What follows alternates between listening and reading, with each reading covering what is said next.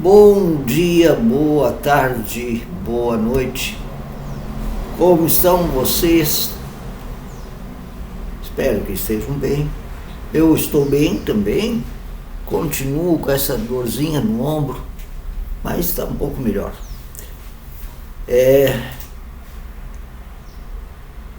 Vamos às senhas diárias de hoje, dia 11 de agosto de 2023, uma sexta-feira. Sextou! Cada um tem uma coisa que gosta de fazer, uma sexta à noite, sábado pela manhã.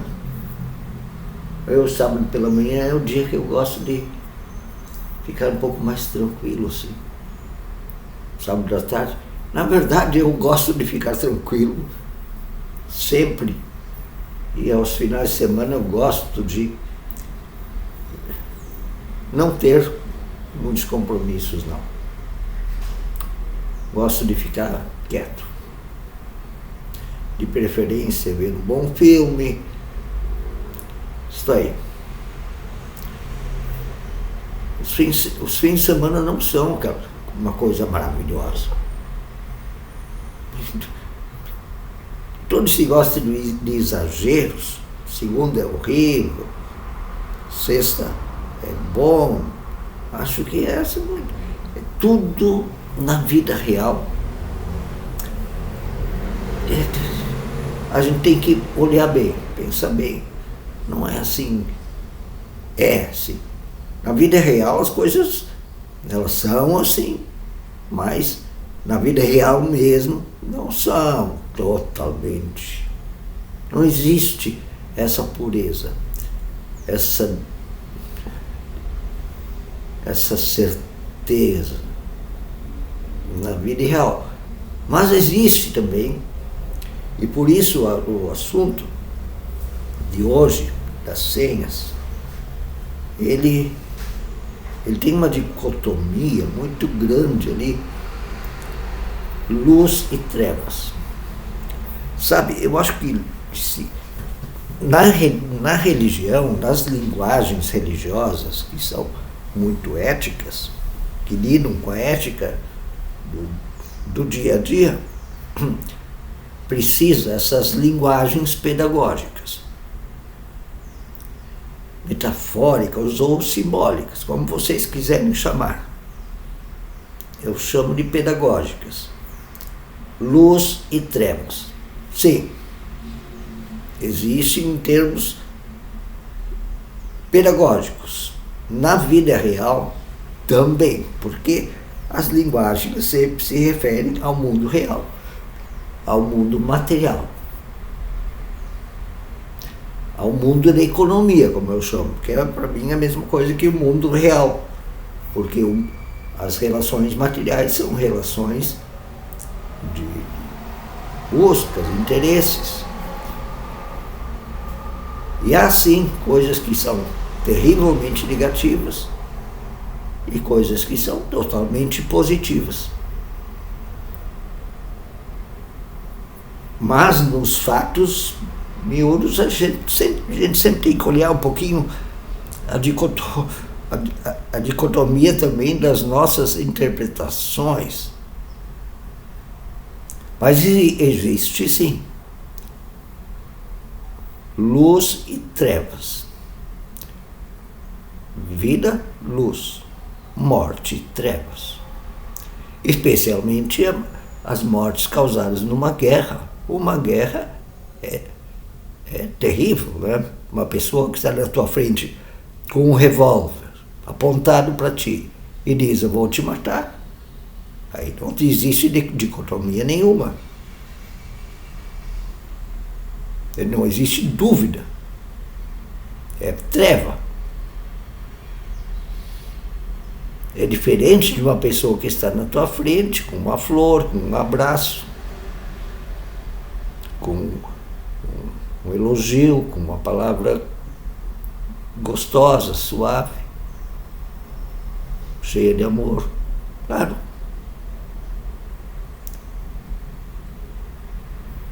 Mas no detalhe, no dia a dia, cuidado para não ser assim tão dualista. Porque, apesar de existir luz e trevas, amor e ódio, no dia a dia ninguém é totalmente uma coisa ou totalmente outra. Eu falo isso para precaver uma outra linguagem religiosa que divide as pessoas totalmente assim. Tu é do diabo, tu é de Deus. Cuidado. Cuidado. É bem assim, não. Se bem que sim, pessoas optam, por exemplo, uma pessoa que opta pelo nazismo, que tem escrito na sua identidade ideológica, o nazismo e o fascismo têm escritos lá que algumas pessoas têm que ser eliminadas. Então, nazismo e fascismo são ideologias que representam trevas, porque representam morte, exclusão, desrespeito, ditadura. Mas isso não pode ser aplicado a qualquer coisinha. Um dança rock e outro música alemã, ou música sertaneja. Aí você não pode usar essa dicotomia grave.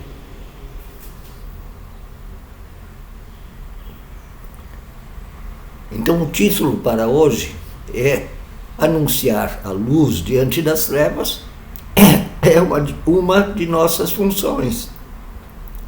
Anunciar a luz diante das trevas é uma de nossas tarefas como cristãos e cristãs, como povo de Deus, como povo profético, que denuncia o mal e anuncia o bem. Sim, existem situações que dá para dizer o que é mal e bem. Justiça amorosa que protege a vida, especialmente dos que têm suas vidas diminuídas e ameaçadas. Essa justiça é bem. E a injustiça que oprime, que explora, esse representa o mal, as trevas. Sim, essa uma das nossas funções é anunciar a luz diante das trevas. As trevas que causam morte, trevas, então, uma palavra pedagógica, aquilo que causa morte, a diminuição da vida, a opressão. E diante das trevas que causam morte, exploração, anunciamos a luz que causa amor, fraternidade, solidariedade e justiça, que se põe ao lado dos que são oprimidos, explorados e mortos. Anunciar a luz diante das trevas é uma de nossas tarefas. E não é uma tarefa tão simples. Porque os interesses, as ganâncias, os egoísmos de certos sistemas não querem que se anuncie a luz diante das trevas destes sistemas. Que pessoas representam? Que pessoas produzem na sociedade. Elas implementam na sociedade. Mas são sistemas também. O primeiro versículo para o dia de hoje é do profeta Daniel, Antigo Testamento, capítulo 2, versículo 22. Deus conhece o que está em trevas. Com ele, com Deus, mora a luz. As trevas querem se esconder, não? Fazer de conta que são outra coisa, que não são trevas. Mas Deus desvenda. Quando se acende a luz, ou a gente se aproxima com uma lanterna, com uma vela, a gente vê o que é. Quem é quem? Quem defende o quê? E o segundo versículo para o dia de hoje vem do Evangelho conforme João, capítulo 1, versículo 5. A luz resplandece nas trevas. Bem no comecinho do Evangelho, ele está pegando elementos de linguagem que anunciam Jesus lá em Isaías, no profeta Isaías, capítulo 61. E o povo viu grande luz. O profeta Isaías escreve. E aqui o João diz, a luz resplandece nas trevas. Jesus nasceu. Ele é a luz, que nasce no meio de uma realidade em que há muita treva, muita injustiça, muito desamor, muita desigualdade entre os seres humanos, muita exploração. E Jesus nasce onde? Entre a pobreza. E a oração para hoje é escrita por Johann Klepper. E é um hino para ser cantado. Eu não me lembro como é que se canta, mas eu já cantei. A noite está findando, fulgente o dia vem. Erguei a voz louvando a estrela de Belém. No escuro, em agonia, quem teve de chorar, virá com alegria, que a luz irá brilhar. Jesus é essa luz. A gente diz, o reino de Jesus, feito de justiça, paz, alegria, humanidade, igualdade, esse reino um dia vem brilhar nesse mundo onde existem, sim, trevas que a gente usa a palavra trevas para dizer para aquelas estruturas, sistemas que são representados aqui por pessoas, são alimentados por pessoas, são mantidos por pessoas e suas ganâncias. E esses sistemas injustos e contra a vida, a gente chama pedagogicamente de trevas. Tudo aquilo que reduz a vida humana, que desrespeita a vida humana. Porque a vida humana é rica. E tem gente que rouba essas riquezas para si.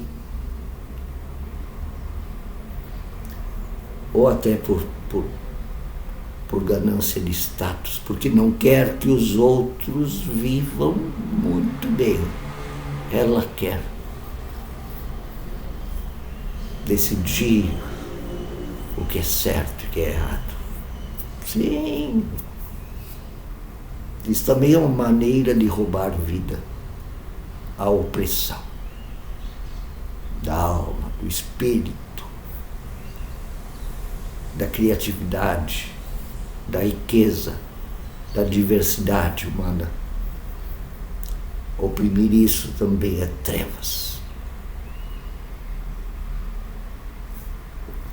O primeiro texto para hoje vem de Jeremias, capítulo 1, versículos 11 a 19.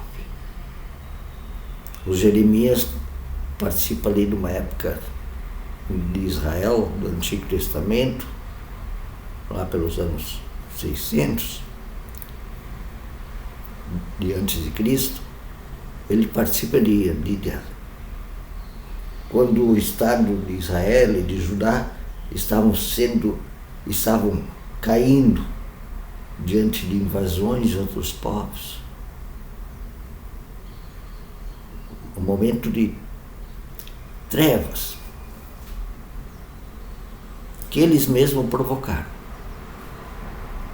porque eram muito injustos, não obedeciam a Javé.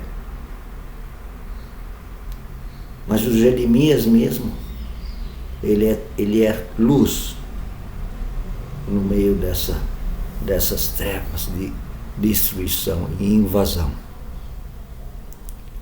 A palavra do Senhor veio a mim, Jeremias. O que você vê, Jeremias? E Jeremias responde: vejo o ramo de uma amendoeira. O Senhor me disse: você viu bem, pois eu estou vigiando para que a minha palavra se cumpra. Ramo de amendoeira. Que amendoeira era a primeira planta a brotar e dizia mais ou menos como é que ia ser a colheita daquele ano. Por isso, Jeremias, papel de profeta, amendoeira, os primeiros frutos. A palavra do Senhor veio a mim, Jeremias, pela segunda vez, dizendo: o que você vê, Jeremias? E eu, Jeremias, respondi: vejo uma panela fervendo, e ela está inclinada do norte para cá, para Israel, para Judá. E o Senhor me disse a mim, Jeremias: do norte se derramará a desgraça sobre os habitantes desta terra, Israel e Judá. Estou convocando todos os povos dos reinos do norte, diz o Senhor, e cada um virá e colocará o seu trono diante das portas de Jerusalém. Virão contra as muralhas que cercam Jerusalém e contra todas as cidades de Judá. Pronunciarei a minha sentença contra o povo de Israel e Judá por todas as suas maldades, porque me abandonaram, queimaram incenso a outros deuses, adoraram outros deuses que as suas próprias mãos inventaram e fizeram. E você, prepare-se, vá diz-lhes tudo o que eu ordenar. Não fique com medo por causa deles, senão eu mostrarei o seu próprio medo diante deles. Hoje eu faço de você, Jeremias, uma cidade fortificada, cercada. Farei de ti uma cidade cercada. Tu vais ser quem eles eram para ser. Você será uma coluna de ferro, um muro de bronze, contra toda a terra injusta de Jerusalém, contra os reis de Jerusalém, de Judá, contra seus oficiais, contra os sacerdotes reais, oficiais desse povo que me trai. Eles lutarão contra você, Jeremias, mas não vencerão, pois eu estou com você e o protegerei, diz o Senhor. Jeremias era profeta. Ele tinha que dizer: Jerusalém injusta, Jerusalém pecadora, Jerusalém opressora, Jerusalém que faz guerras, que escraviza. Vocês vão ser destruídos por causa disso. E aí O próprio profeta Jeremias é a luz que está brilhando em meio às trevas. Porque a vontade de Deus é luz, não trevas, como Israel estava sendo, e por isso Deus derrama sua panela de água quente dos reinos vizinhos sobre Israel e Judá. Porque não fazem sua vontade. E aí Jeremias está dizendo, de agora em diante você ouçam e façam a vontade do Deus Javé, libertador dos escravos do Egito. Que não é esse Deus que vocês inventam para beneficiar suas próprias ganâncias. E segundo texto bíblico, e o último para o dia de hoje, vem em Mateus capítulo 8, versículo 35. Não, Mateus capítulo 9, versículo 35. Até o outro capítulo, até o capítulo 10, versículo 4. Como eu já falei, esses números foram postos depois dos textos escritos.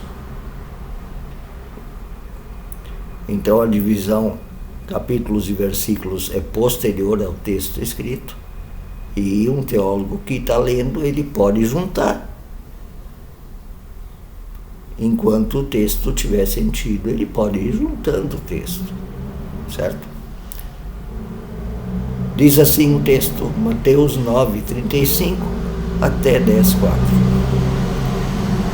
Jesus ia passando por todas as cidades e povoados, ensinando nas sinagogas, pregando as boas novas do reino de Deus e curando enfermidades. Ao ver as multidões, teve compaixão dessas multidões, porque estavam aflitas e desamparadas, como ovelhas sem pastor. Então disse aos seus discípulos, a colheita é grande, mas os trabalhadores são poucos. Tem muita coisa para fazer, mas tem pouca gente para ajudar.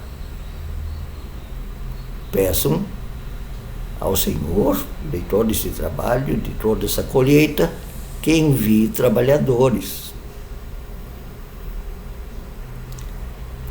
Chamando seus 12 discípulos, deu-lhes autoridade para expulsar espíritos imundos, trevas, e curar as doenças e enfermidades de toda aquela gente. Esses são os nomes dos 12 apóstolos, que Jesus chamou apóstolos, discípulos. Primeiro, Simão, chamado Pedro. A gente sabe que foi muito importante. E seu irmão André. Tiago, filho de Zebedeu, e João, irmão de Tiago. Felipe, Bartolomeu, Tomé, Mateus, o publicano, Tiago, filho de Alfeu, e Tadeu. Simão, o Zelote, e Judas Iscariotes, que depois o traiu.